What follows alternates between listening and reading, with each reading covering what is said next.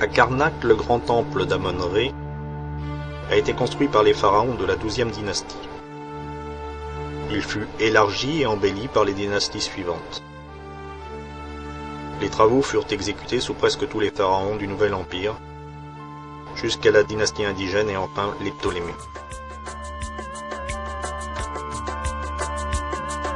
Le premier pylône, ou grand pylône, est une œuvre très tardive. Sa masse énorme et surprenante, 15 mètres d'épaisseur, 43 mètres de haut et 113 mètres de long.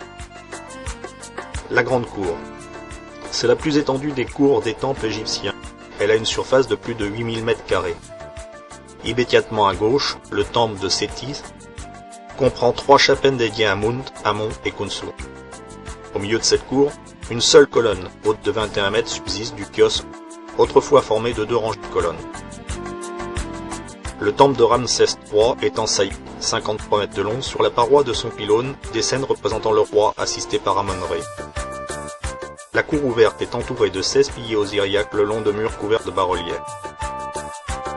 Au sud se trouve une salle à colonnes avec au fond les sanctuaires de Mount, d'Amon et de Khonsu. Le deuxième pylône, il date probablement d'Horemheb. Devant l'entrée, 2 statues de Ramsès II ainsi qu'un colosse usurpé par Pinetjem. Le pylône est précédé d'une avancée d'époque Ptolémée. Ansal hypostyle pourrait être tenu pour l'une des merveilles du monde. Ses dimensions gigantesques, la perfection de sa conception et son exécution suscitent l'émerveillement. Sur sa surface de plus de 5000 m², 134 colonnes de grès en 16 rangées supportaient le toit. 12 colonnes de la nef centrale ont un chapiteau de 3,34 m. Elles sont construites avec des tambours superposés d'une hauteur de 1,10 m, avec une circonférence de 10 m. Les autres colonnes sur les bas-côtés ont 13 mètres de haut. Elles supportaient un toit. Les colonnes centrales supportaient à leur tour le toit de la nef centrale qui s'élevait à 25 mètres. Le troisième pylône est mal conservé. Cependant, à gauche, on peut voir les représentations de la grande barque d'Amon précédée de la barque royale. La cour intermédiaire, ou cour d'Amenophis III. 4 obélisques furent élevés entre le troisième et le quatrième pylône. Le seul encore debout, haut de 23 mètres, est de Thutmosis Ier. Du quatrième pylône, il ne reste qu'une partie. La salle de Thutmosis Ier contenait des piliers osiriaques et 2 obélisques érigés par la reine Hatshepsut à l'occasion du jubilé de son avènement au trône.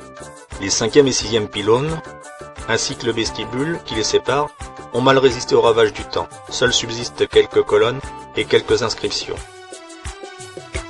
Le sanctuaire des barques sacrées en granit est composé de 2 chambres, et en fait qu'un reposoir de barques sacrées d'Amon d'époque très tardive.